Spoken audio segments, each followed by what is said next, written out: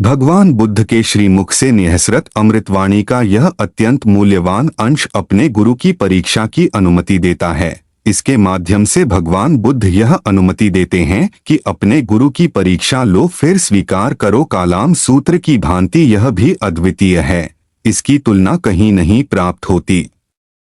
विश्व भर में फैले समस्त धर्म संप्रदायों के अधिष्ठाता स्वयं को सीधे ईश्वर का पुत्र और प्रतिनिधि मानते हैं।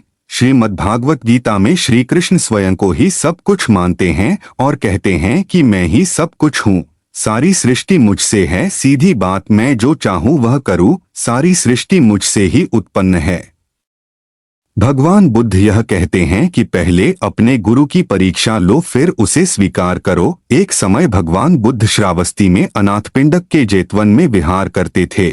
एक दिन उन्होंने भिक्षुओं को संबोधित किया, भिक्षुओं, आपको अधिकार है कि अपने गुरु की परीक्षा लो, फिर उसे स्वीकार करो, आपको यह अधिकार है।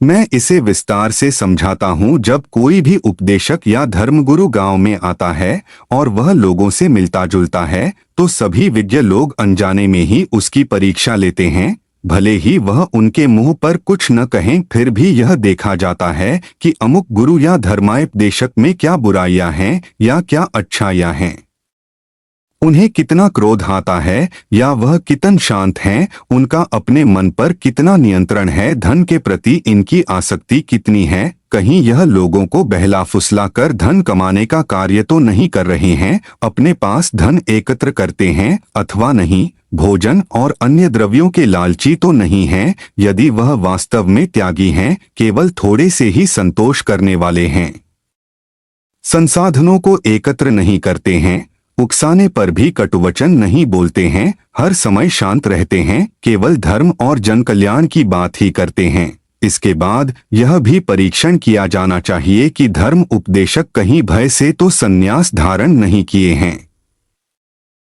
उनका यह सद्गुण कितने समय से है।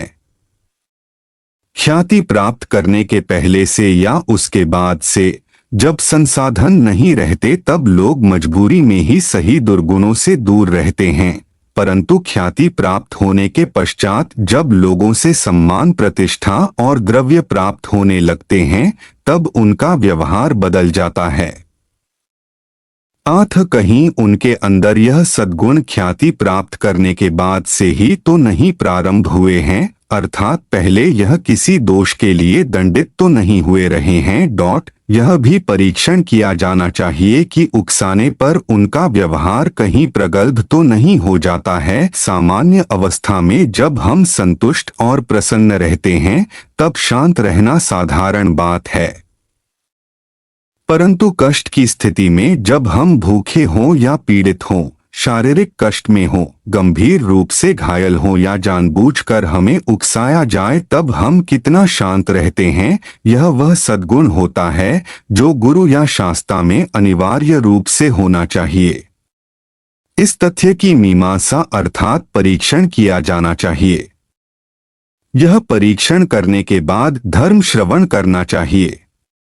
यदि कोई दोष उनमें ज्ञात होता है तो तत्काल ऐसे गुरु का त्याग कर देना चाहिए।